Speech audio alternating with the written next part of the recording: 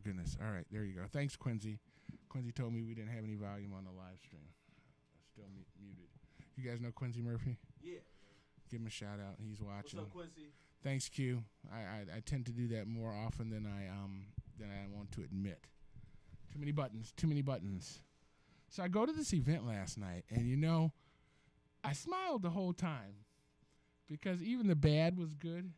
You know how even the bad was good because the bad was so confident that they were wonderful. But what was even better was the parents in the audience and the occasional "You go, babies." That's my cousin. What do you think about of the new McCree and what the things it's trying to do with the youth in the community and bringing a little theatrical culture back to Flint? You guys down with that?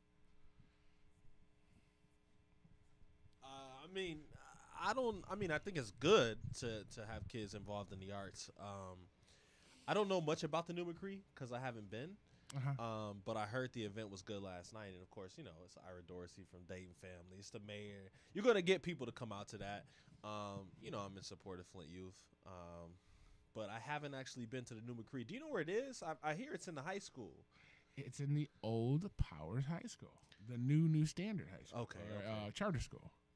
Okay, where was the old McCree? What happened to it? The old McCree, my gosh. McCree Theater is bounced. During my knowledge of the McCree Theater, they've been in like 5 different places. Okay. And they were like, people would donate space to them. And then they would move to that space and make it their own. And then somebody would donate a bigger space and so on and so forth. Urban League, I know they were there. They were at Christ Enrichment Center. And actually, they had their own spot when I first came to Flint on Pearson and is that M.L. King? Pearson and M.L. King. Yeah, I think so. Right next to that little liquor store. So what happened to that? Did it burn down or something? I want to say that the guy that owned it rented it to a social service agency because it came like DHS or Community Mental Health. Okay. After McCree left out of there. But Charles Winfrey and Kathy and those guys, they've been dedicated to doing that in Flint for life. Are you thespians at all? Are you? I did a little. I did musicals in high school, but I'm not going to McCree to act. I'm done. Them days are over. So. You're the guy that played the drums in the back. No, I was in musicals singing and all that. Yeah. Really? Yeah. For some reason, I see you in green tights playing Peter Pan. Nah. Not you. Well, Ari, what do you think about McCree over there? Have you participated at all? No, not at all. But I think it's great that the community's kids have a place they can hone their craft, learn public speaking. I mean, it kind of makes up for the deficit in the public school system. So, ooh, I like that. That's a good segue. I think that's a good segue. The deficit in the Flint community schools. Or in schools in general? Schools in general. I don't think it's unique to Flint. I was just listening to Dr. P talking on Whose Opinion Is It Anyway, one of the shows on the radio station here with Candace and Senator Vic. And she was talking about how idiotic our educational system is. As far as from our culture and everybody else's culture, because it's definitely culturally biased. And her suggestion was homeschooling. What do you guys think we should do? I think we should just take over the school board and change it. I think that's the best solution, but I think students need to be engaged with one another so they can build interpersonal skills and be able to navigate a world, because unfortunately we don't work from home. So you need to learn how to be engaged with your colleagues and peers and deal with situations that aren't always comfortable. That's how we learn and grow. So homeschooling is not really a viable solution, maybe for some, but not for most students. I mean, can't you get that interaction other places than school? I mean, I understand the socialization component of the school system, but I think you can get that elsewhere. And I don't want to say church is the only place, but parks, events like I went to last night, Little League. ballet, other social activities can socialize our kids. Shouldn't our educational system be concentrating on giving our kids the knowledge they need to make the next generation? In a healthy democracy. what was that again? In a healthy democracy, I think that's what we would want, people to be informed and able to advocate for themselves. But I don't know if that's the direction we're going in. But what makes, I mean, if the democracy is sick, and I do agree that democracy here in Michigan or in this country right now is ill, aren't we responsible to make it better? You know, don't we? And I don't even know what the steps would be. I don't know if it would be to run for a school board seat and then challenge curriculum, or should it be on the state level that we go after the people that are sending down the curriculum to the cities? Or is it a federal level where we have to attack the federal education department that's making standards and policies for the states? You know, I'm not as educated on education as maybe I should be. I think when you're asking communities that lack the ability to advocate for themselves to find solutions to their own problems, I think it's problematic. And I think when states and federal agencies make decisions for communities they're not connected to, that's problematic as well. We have to find a way to empower people to know what questions to ask to change the system. I think that's where we need to begin, and that may not be in the K through 12 system. It may be as a community piece of how to teach people to be civically engaged and how to advocate for themselves. But I don't know if that is what the power brokers want.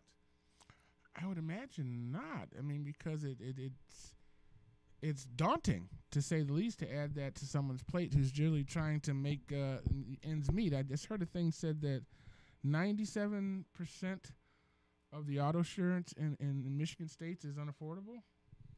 Well, of course. I mean, we have a system that doesn't regulate it's in the state.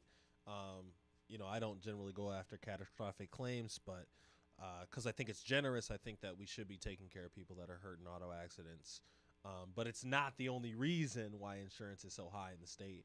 And also, we need to be honest about it, too. High auto rates in this state are targeted at urban communities.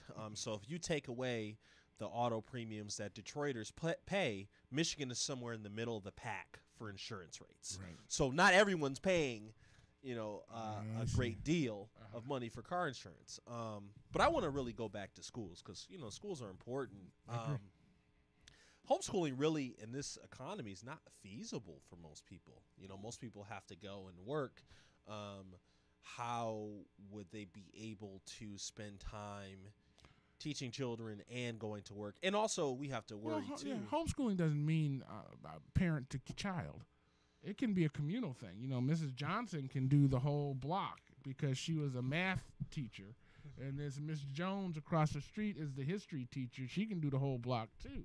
So it could be cooperative type of homeschooling, right? But history tells us that that's not a luxury afforded to minority communities. We have a long history of trying to gain control of our own children's educational destiny. And school districts usually come in and dismantle those things. You know, the Nation of Islam, the Black Panthers, all these programs to educate students that really have been dismantled, which tells me that someone doesn't want these students to learn. No, they don't want them to learn. They don't want them to learn what they don't want them to learn. Yes. Well, at this point, they're not learning much of anything, but how to take a test, and they're not really doing that with proficiency either. So, well, when you look back on your early school years, your elementary, your high school, and compare it to what you're doing right now, do you see the value? I guess, do I see value in public education? Do you see value in the education you received in the public system? Are you using that algebra? Are you using that history? Are you using that geography? Are you, what skills that you came out of elementary and high school and junior high school with are you applying on a regular basis? Well, I read things every day. You read. I learned that right? through public education. Yeah. basic math.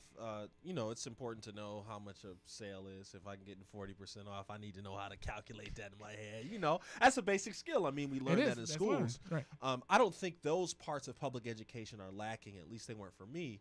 I think the parts of public education that are lacking are the parts that focus on our history, communal struggle, history of the country. I mean, there's all these sorts of things that in high school education are sort of glossed over, as well as it teaches you kind of a very narrow set of jobs and careers that you could take on. I don't think it passes on necessarily a lot of life skills. I mean, we've killed home economics, we've killed music, we've killed all these sorts of things that existed before and were sort of outlets for people, even if Did they... you have home economics? Was it gone when you were in school? We had a home economics class. I did not take home economics, and I couldn't because I was in band. I was in band in chorale, so my schedule was too full to take those classes. We did have those classes, but I would say a vast majority of people didn't take them, just because you're doing other things, and with all the you really get too elective. Man, so. I took that class because I knew that's where all the girls would be.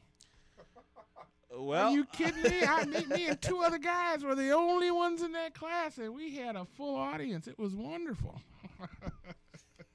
I also took shop class too. Right. Yeah. Now, I think that's all Skill Center now. So you can go to Skill Center and learn that. Well, actually, I got my ground school for my pilot's license in high school. Yeah. But I went to Grand Blanc High School. So I don't okay. know if they were offering that kind of stuff at Northwestern, Northern, Southwestern. But we could take what they called activities. Then you had to have so many activities in your schedule, and it could be anything from tennis to private pilot. Yeah, my guess is that's probably not an option for students now. Yeah, I mean, especially not Flint Community Schools, right? Right. Yeah, I would say that's probably not it.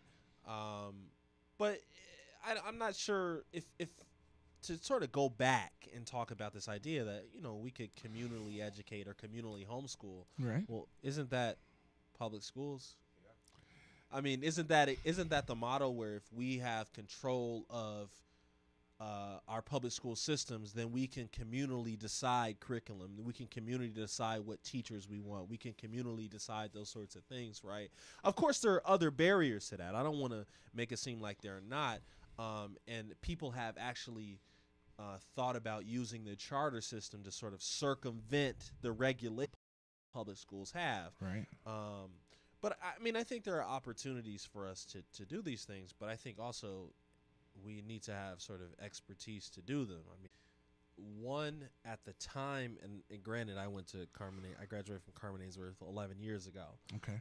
So I think the climate in this city was a little different.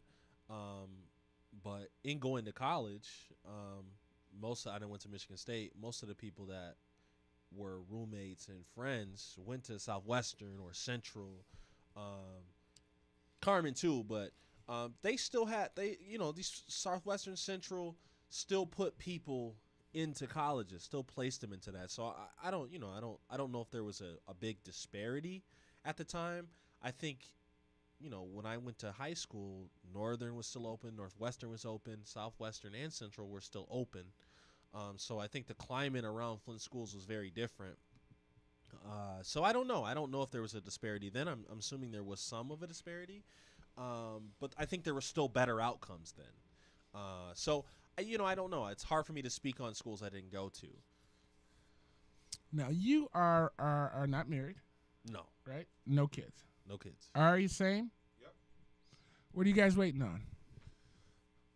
Hell to freeze over. That's a plan. I like that plan. Frankly, I think my income instability really kind of keeps me from ever considering marriage. I mean, we kind of romanticize what marriage and married life is, but if you can't provide a quality of life for your children and your significant other, then how do you have a healthy marriage? The majority of marriages fail because people lack the resources to live a stable life. You think so? Come on now. I mean, it's Most those struggles that bring the couples together. Most arguments about money.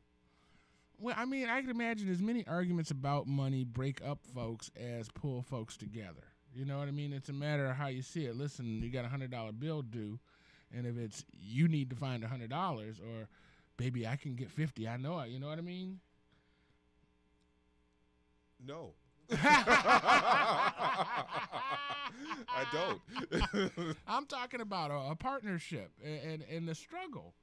But my experience is different. My parents are still married, and my understanding of marriage is very different. The only thing they really ever argued about was money. They never argued about cheating or, you know. Right. That's my understanding of how to stabilize a family is having enough income to do so. Well, then that's the solution. Dual income, no kids. Yeah, but You could double your income if you hooked up. assuming that I can maintain healthy employment. And what do you do actually? Are you a contract person? I'm a graduate student currently, but in this economy, this Midwestern economy, which is not dissimilar from most of this country, is that you have this income instability, these ebbs and flows of mediocre Cash. employment. Yeah. Especially as African Americans. Well, then is this the place for you? I mean, if your training and your education is not being needed here, But isn't Paul, that it's 6 of one, half a dozen of another. So if you go to a place where there appears to be a plethora of employment options, your cost of living is so exponentially high that you can't afford to live there. So unbelievably high? So it's like, how do you navigate this? I was talking to folks that are paying $2,400 for a 3-bedroom apartment in Florida. Absolutely. In Florida. How do you do that? Yeah. On Florida's depreciated wages, Right. I mean, she had 3 roommates. They're sleeping on the couch. In Florida, not Los Angeles. Not in Los Florida. Angeles, right. And this was inland. This was Orlando-ish. Yeah, in Orlando, You know what I mean? Or no, wait a minute. Fort Lauderdale. It was Fort Lauderdale. Because the next woman told me that she was moving from Fort Lauderdale to Orlando, and that her rent in a 2-bedroom was going to be $1,400 a month. Absolutely. So, and what do we pay here in Flint? $250. I don't pay anything. Pay taxes. Yeah, that's about it. Yeah. On a bad day, you pay $350, $600, $700. I mean, you can get spots in Grand Blanc for $1,500. But why is the hallmark of middle class existence marriage with the suburban house and the picket fence and the Buick and the Drive or whatever you think is middle class? Like, why is this our understanding that we haven't arrived until we have these trappings of television middle class families? Because that's the narrative that is being pushed, and there's almost a discrimination against single people and their lifestyle. Because just like I asked, when are you guys getting married? It's an expected, it's a given, and it's not quote unquote normal to not couple, I guess. And the marriage is the institution of marriage is a whole nother silliness. But silliness. Being somewhere extra millennial, how do you find a partner that has enough empathy and respect for you and appreciation? These are complexities these are things that don't really exist in our generation. I think my experience in relationships is that they've been often one-sided, and the assumption is that because you're single, you're selfish. I would say you're probably more pragmatic than not, but I think in my socialized understanding of relationships is that people have unrealistic expectations of who you should be and what you should be giving in a relationship. And what do you think causes that? As opposed to partnership. Media. 100%. Our socialized understanding of relationship. Well, I mean, doesn't the school system kind of reinforce that? And everything we do almost reinforces the need to couple and to buy 2 cars and to have the house with the picket fence. I don't know if it's a house with the picket fence anymore, but the house. It's the same understanding. Yeah, the picket fence outlines this bucolic environment. This verdant. You're gonna have to tell me what does bucolic mean. I don't know that word. Very pleasant, very stable, safe environment in which to raise a family. That's our understanding. It's not ever the grind of marriage. So now, when you say these things, it makes me think of Idiocracy. You guys saw that, right? I don't remember seeing it. Maybe I saw it. All the smart people, the elite people, were scared to have children, and they didn't want to bring children into the world that they were currently living in because they thought it was crazy. So they stopped having children, and all the stupid people kept having children. So they were over time they were overrun, and I think one of the opening scenes in the movie is they're watering their crops with Mountain Dew. Paul, you sure it's not a whole movie? Look at Arron Mitchell. Look, he trying to break in. Hold on, Ariel. You got to go around the back. Go around the back. Oh, it's about to get live in here. So before Ariel makes it to the door, let me remind you guys, you're listening to WFOV 92.1 LPFM Flint. It's Our Voices Radio. And we're a community service of Flint Odyssey House. And we're determined to make a difference, but we need you to too. Give us a call at 810-259-9789. That's 810-259-9789. And let us know what you know. Maybe you got a story of recovery. Maybe you got a story of success. Maybe your group or your church or your block party is doing something, and we need to share that information with the community. 810-259-9789. We want to make a difference, and we're determined to make one. All right? That said, can you pull a chair in for Mitchell here, and we're going to have him join this conversation. Come on up, Mitch. I didn't think you were going to make it, man. What happened? What happened? Because people put me to sleep at Christ Fellowship talking that junk. Who? At Daryl Buchanan. And this live? This is live. Hello, I'm Earl Mitchell, and I'm a Flintstone, but I was originally born in Georgia, and I was 3 years old when I found myself up in Flint.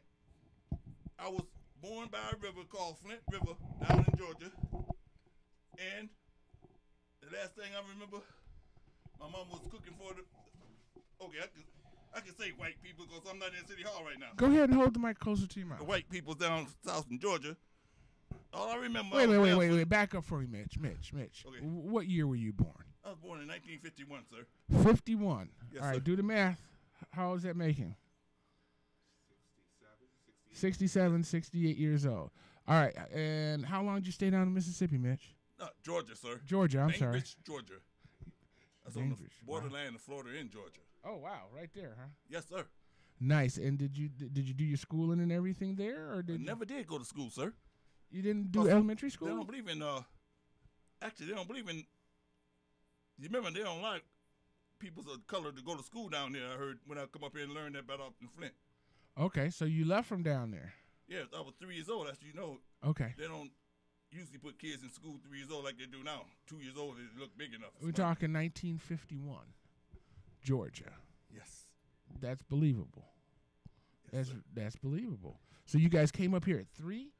3 years old. Your mom and your dad? No, me and my mama ended up here coming up last. Okay. Like I say, Yeah, it's because the rest of your family had already come up and started working in the shops, maybe?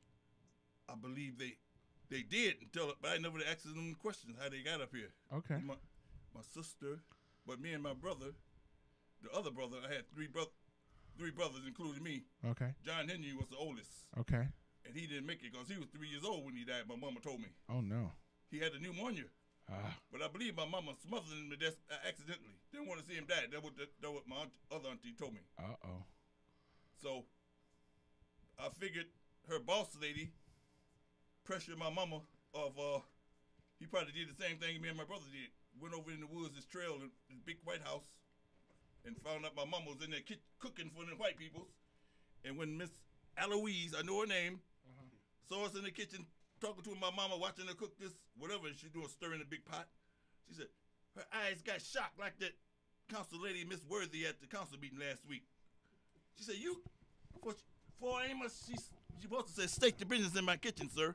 Like they do down south, state the business. But she just started say, "Get out of my kitchen!" Mitch, I got so many questions for And my you. mama just sit there and act like she ain't hear nothing. I got so many questions for Okay, you. come on. When'd you get to Flint? 1955. I remember that. 55. So that makes you 8 years old. No, 4 years. 4 years old. That's right. He said he was So 3. probably 3 over 4. 3, almost 4. All right. And then it's like, what happened when you got here, man? What happened? I remember I ended up on St. John's Go ahead. Street. You can hold it close to you, man. I ended up on St. John's Street. Okay. State in St. John's Street. State and St. That John's. sound familiar to you, sir? I don't know. No, State's gone now, but and St. John's is gone now, right? But that's where down Industrial Avenue, Buick City. Is that it? Where Yeah, they it's right where down the there by- 475 is now? Yes, sir. Okay. Okay. Right under the viaduct. The viaduct's still there. Okay. All right. Cool. Cool. Yeah, Cool. and right on the corner of St. John, it was a little church there, and my mama met the man of God named Reverend Smiles, Okay. and he invited her in and made her remember, Okay. because we live right next door to the church, you know, Okay. right next to a 5 and 10 cent store, Miss B's, the little gypsy woman. So what? So tell me, what was Flint like when you were a kid, Mitch? Oh. What was Flint like? Oh man, it was just like the Wild Wild West, like them cowboy days, and when like Hi-Yo Silver, Long Rangers, and Tano. Really? Wait a minute. Why you say that? Because I remember sitting on my porch in the barber shop, man, right across the street. Friday came over there after he took a break with cutting all the people's hair, Okay. and he just, he relieved himself right on my porch, and I ain't never saw such a thing in my life. And I said, when I get big, I want one of them things just like him.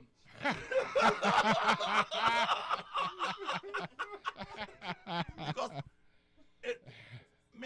and my mom was upstairs, and a bow-legged man come riding down the street on a motorcycle. Okay. Named Tyson. I ain't never saw a black man roll a motorcycle before. Boy, he got off the motorcycle and tried to talk some stuff to Mr. Friday. What'd he do that for?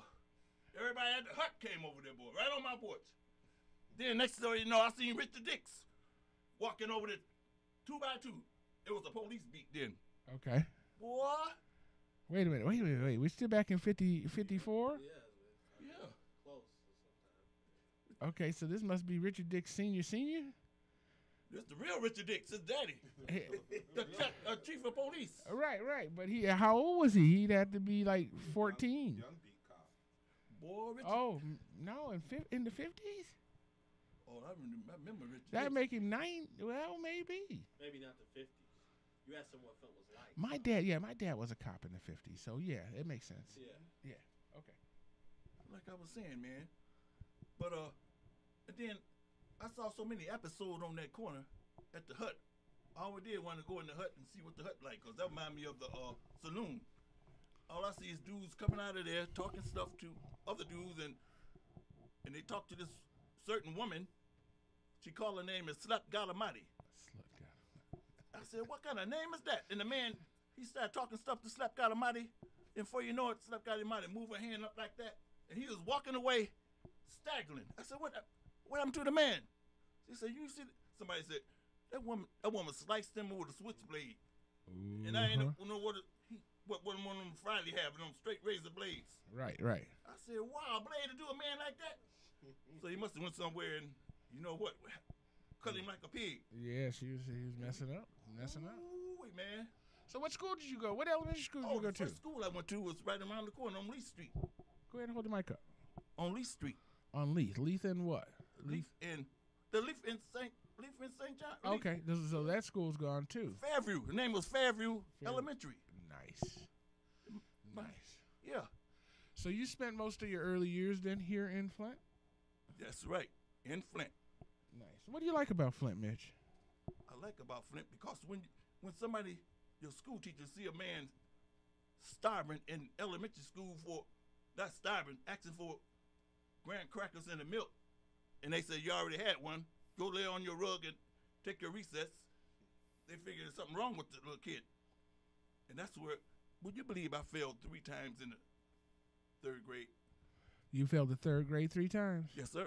What is that? That's cursive, isn't it? That's where you learn how to write cursive, 3rd, 4th grade. Cursive. And Yeah. multiplication and division. That I think that's 3rd grade. Yeah. That's some Short tough division, not stuff. long division, yeah. Yeah. Okay. So, did you go to one of the local high schools? I sure did. What high school? Southwestern High School. Southwestern, they call it Southwestern McCalloway now, on 12th Street. Now, what year is it? What year is this? That's 71 when I came out. That's remember the last year when I came out. 71. Wasn't it all segregated over there at South? Not Yeah, okay, you said segregated. I think it was because they never had a black man quarterback there. And they thought it was unusual to have going out for a quarterback as a black man. So you're saying that the sports teams at Southwestern were segregated? Well, is that what segregated means? Segregated, yeah. It just means that that there weren't. It wasn't racially mixed. There was a black team and a white team, or just Well, no it was blacks. it was mixed. It was mixed, all right. Uh-huh. But back up. You ain't told me how I went to my junior high school. I had to go to junior high before I get to South. Oh, wait. My bad. What junior high was it? I went to Whittier Junior High Okay. over there next to Central High School. That's still here, isn't it? Yes, sir. Yeah. Okay. And before I got in the 9th grade, the coach was putting us against them dudes in the Central because I guess we were just that good Okay. on the track team, Uh-huh. and we had to run against the high school. Matter of fact, that's where I met the fastest man on legs, Herb Washington. They even had him competing with us junior high school, and my coach was Mr. Green. So you were on the track team? Yes, sir. Did you make state or anything like that? Yes, sir. Nice. Has Norm put you over there in the Flint Hall of Fame yet? No, Uh-oh. you got to deal with them. We're calling. them Be other nice. guys that- Be nice. Before they deal with me because they're just like O.J. Simpson, the kind of guy, if you don't recognize them first, you know what O.J. Simpson did. Uh-oh. What did OJ do? No, man, O.J., he talk for himself. He might be listening to us now. You know O.J. ain't no joke I know that's right. because he remind me of one of my friends, Wingate, Ernie Wingate. That name sound familiar?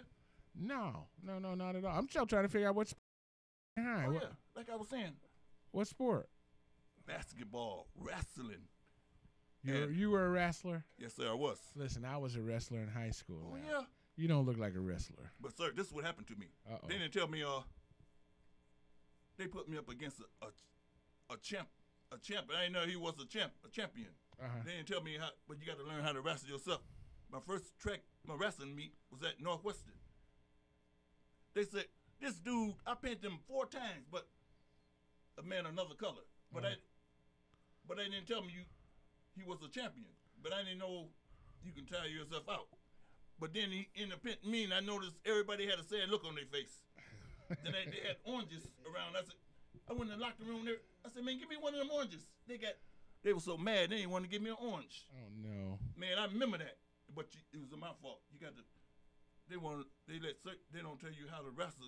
Certain dudes how to wrestle. You got to find out the hard way.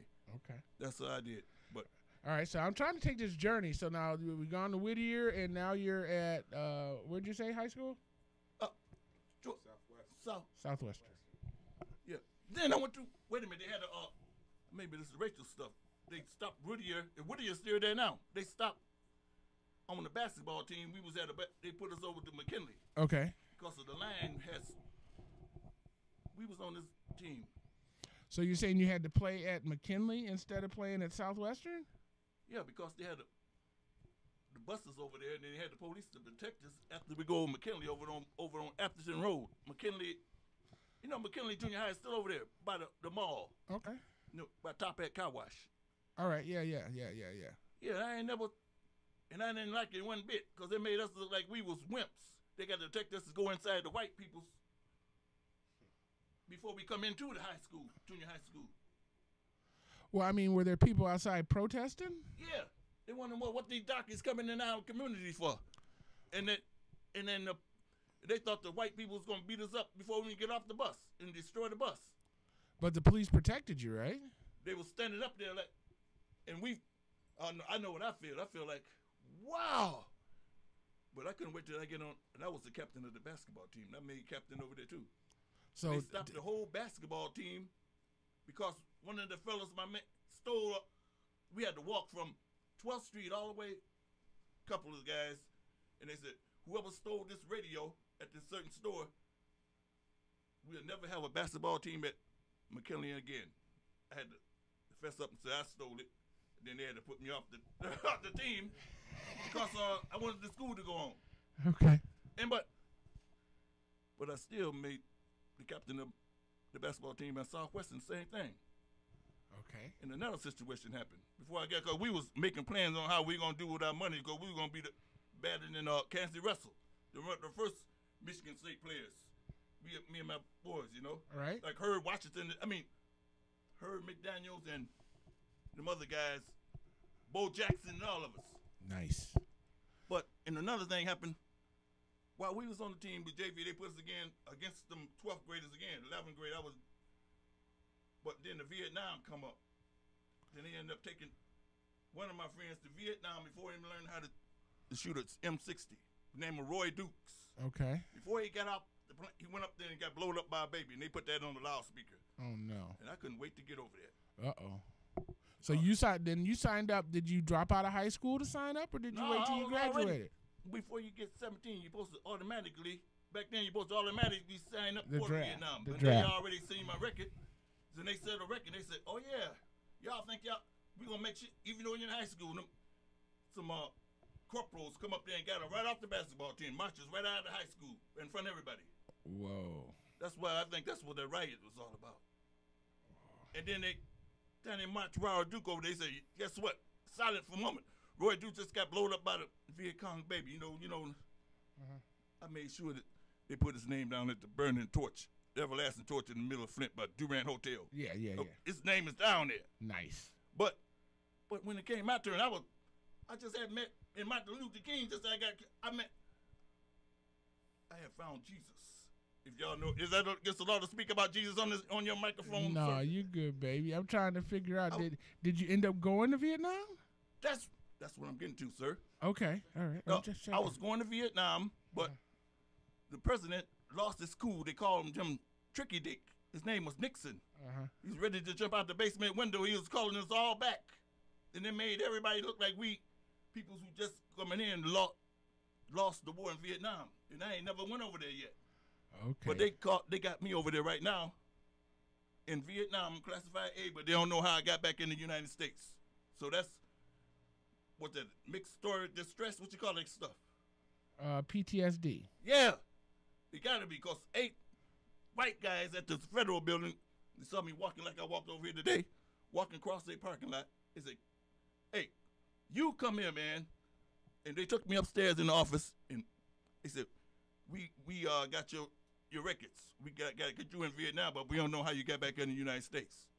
And I thought they were just a big old black security guard. But he was out there watching, but there's white guys. So you don't remember being over there at all, or you never made it over? You got drafted at the end before you had to go over? Look, I thought they was gonna do me like Roy Dukes. Well, I'm studying my basketball field, man. I told you we professionals. Right. We in the professional game, like sports. Okay. But the war we ain't. And I'm like Muhammad Ali. They ain't done nothing to me. What I'm fighting them light skinned people over there for? I mean, that's what he said. They never did. And they put him in jail just for talking. But it was freedom of speech. Right. Muhammad Ali can say anything he want to say. He's the first preacher after Martin Luther King.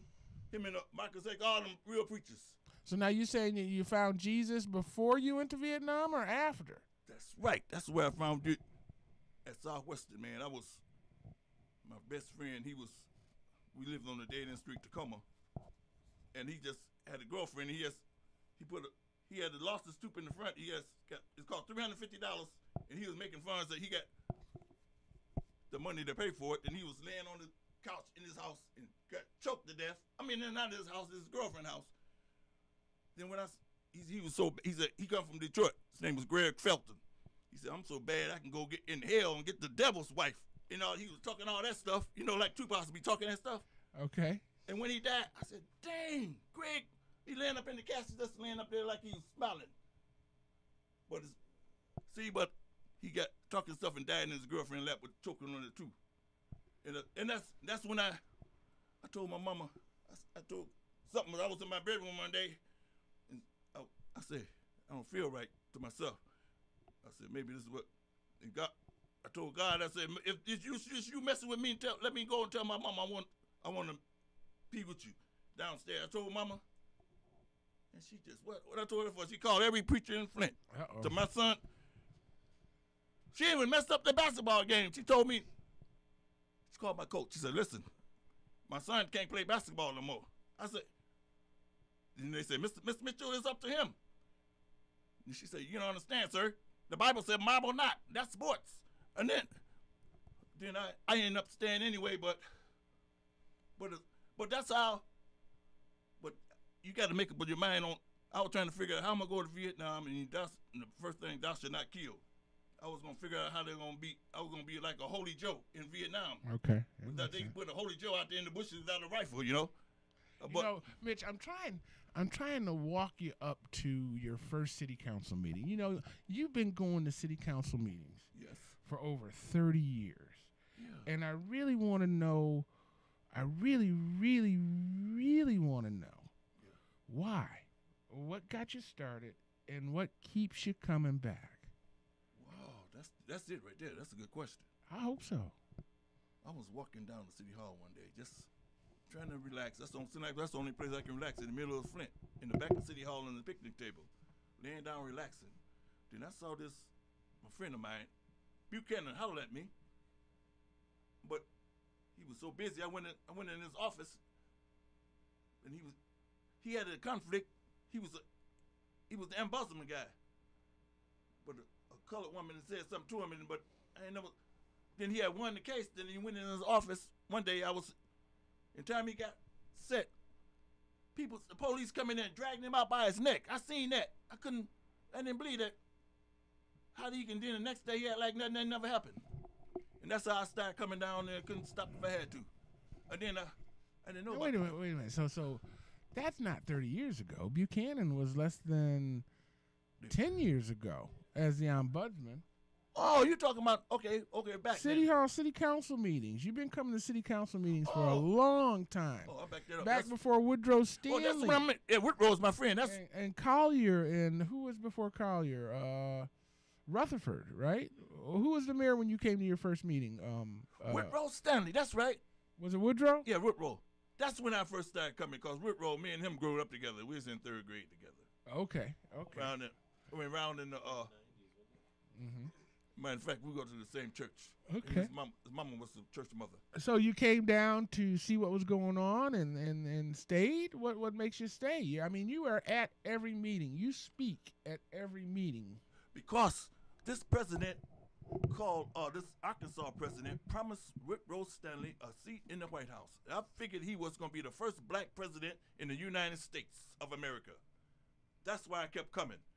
And I seen how they be telling lies on Woodrow, talking about, like Michael Jackson, Billie Jean is not my friend, but how did Woodrow give this woman a baby and stuff, and how you keep you so cool, and like that Arkansas boy, Bill Clinton? Yeah, Bill Clinton, he can do stuff and make rap and stuff about it, and nobody do nothing to him. But they always do something to the darky. The Woodrow, he said, if y'all want me out, I'll get out, but he went up to Lansing. I figured we gonna go to Lansing to the president of the United States after Clinton. But Clinton, he got in that thing, and I guess he didn't want Woodrow to look bad, like the other president, mayor did, Darrell Buchanan. They always talking about humility, whatever that means.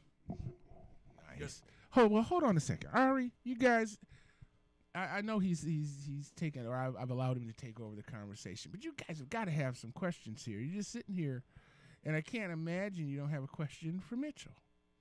Yeah, these are millennium guys. They got beards. That boy, these schools, they black beards. Give him the mic, Mitch. Let's see if he's got a question for you. Just, coming from Bainbridge, Georgia to St. John's community, that's I'm kind of intrigued. I want to know how it was when you were growing up in that neighborhood. That's really interesting because it doesn't exist anymore. So, yeah, That's Ooh, yeah. Matter of fact, that New Jersey street. They come on my mama porch so much, and them drunks and winehead. My mama wanted to move, and my daddy moved us over on New Jersey Street, and I met the McIntyres. Deal with a whole lot of junk down there, and then I remember when the Flint River flowed over all them but big fishes and stuff. My mama auntie used to sweep the grass with brushes like from down south. But that street don't exist no more because it's an industrial. They act like you ask them about New Jersey, they don't want to say that they put a big plant down there because this whole city ain't nothing but like Jimmy Hoffa. You certain things you mention, you end up disappearing like Jimmy Hoffa, like $5.99, like that. But I was when a black man really take over. That's why it interested me to see how he deal with this city called Flint, because Flint is just like. The Indians own this city. Nobody, you see the Indians, ain't nothing, nobody take over them. But did you feel the same? Well, see, when he was down south, he was just a baby. Yeah. So he can't differentiate the racism down south versus the racism up here. But he can definitely explain. So you said what you said is that you started coming down to city council meetings because your friend Woodrow. Yeah, Woodrow Was the mayor, and you thought that he was going to be the next president? Yes. And what happened to that? The people, the peoples, I heard was on Woodrow about some kind of money and stuff. Woodrow, but they couldn't get it impeached. He just walked.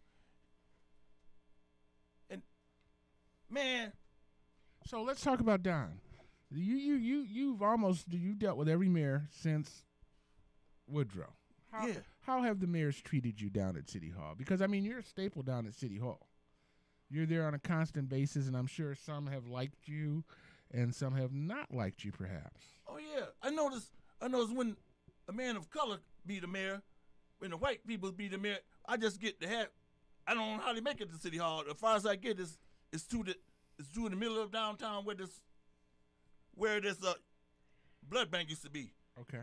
Used to be the plasma company. Yeah. 1 second. It used to be a hamburger place. They changed it to a plasma place. Mac beef. But I always every morning I go across the street, stand there on the corner and get me a cup of coffee, and two police walk in the beat, the black one and the white one. They said, "Look here, sir, you be behind every morning. And I want you to move out of this spot. You've been standing in this spot over 15 minutes. I'm drinking my coffee." Then I said, "Man," he said, "Move right now." This little white cop and the black, that dude grabbed me by my neck and picked me up. And my foot on my coffee, and somebody said, "He ain't waste his coffee." That's how, whatever they giving the police, I started to grab his gun while he got my, it's just like out Southwestern when we had that riot. My friend picked up a cop, body slammed and told me to stomp him. His name was Copwell. And I didn't stop the cop. He gonna follow me home. Was gonna kill. I didn't know he was gonna kill me with a jackhammer. Then white people started screaming and told said, "Go tell Mr. Mitchell his son finna get killed." And what did they say that for? He took 3. I didn't know the dude was gonna. I stopped on the corners and dead end on Tacoma Street. But that's how they did me in Flint. And then so that's really how this whole thing started, right? Yeah, I made my business to come down in the middle of downtown every day. I don't care what they say. So you're saying when it's a European administration, they kind of harass you in downtown, and you can never make it as far as City Hall. Yeah, right. When it's an Afrocentric administration, they embrace you more so? Yeah. And then matter of fact, when I got there, Daryl Buchanan stopped them. They said, "Hey man, they finna jump on you," but I stopped them. I said, "Jimmy, you had to stop them." I want to know where you get that hat from. Oh, the people's in Flint. They just got me about 3 or 4 of them. That's the same. I said, I got so many hats, just throw them up in my closet. I got a house, That's how generous Flint is. I don't know. They say when you know Jesus, you can have houses you haven't built and stuff, and you get blessings you can't refuse. I remember all them Creoles come to me when people say, "How you living?" "You living?" I said, "I got a house, man. What you talking about?" They say, "I had to take them over my house and prove that I got a house, man." Nice. Nice. Mitchell, give one of these guys this microphone. We're going to round out this last couple of minutes. I was going to try to get you guys to check out a new product. Like I said, I was down in Florida this last week, and, you know, I'm smarter than I'm rich. You know what I mean? Yeah. So I flew into Sanford Airport, and they wanted almost $75 a day for a rental car. But at the other airport, they were only $15 a day. So I called myself flying into Sanford and Ubering to the other airport to get the rental car. Well, on the way back, my Uber driver was this very charismatic young guy. And he was telling me about this software that he had created called ZoBook. He says it's an Afrocentric version of Facebook. So what I want to do is I want to charge you two to be my test dummy. Not my test subjects. I said dummies, didn't I? I said dummies. I didn't mean to say dummies. I meant to say subjects. And check it out. And you guys listening, watching on YouTube, check out this brother ZoBook. Make sure you leave a comment down here, or even call us at 810-259-9789. Let us know what you think about ZoBook, and maybe we can give Mark Zuckerberg a run for the money, man. Huh? Yeah. Huh? We don't. You think so? Yeah, I guess. Yeah. You think so? And where's Donna? Donna never made it. Nope. Did she lie to you or did she lie to me? She sent RL instead. Is that? Yeah. I think I like her for that. Yeah. I think I like her for that. All right, guys, you've been listening to Eclectic Ramblings right here on WFOV 92.1 LPFM Flint. It's Our Voices Radio. We are a community service of Flint Odyssey House Incorporated, and we are determined to make a difference. So let our voices be your voices. If your group, organization, church, what have you, Claven? Can I say Claven? Is that such a thing? No? I don't think it's a thing. You don't think it's a thing? All right. Well, I take back the Claven. If you've got something going on in the city of Flint and we need to share it, give us a call at 810-259-9789. And for those of you that are looking for something better to do, 3 o'clock, we got Dr. Lee Bell coming on with the Jazz DeCusey. You don't want to miss that, all right? Thanks for listening in. And, Mom, remember, all the good I do is because of you.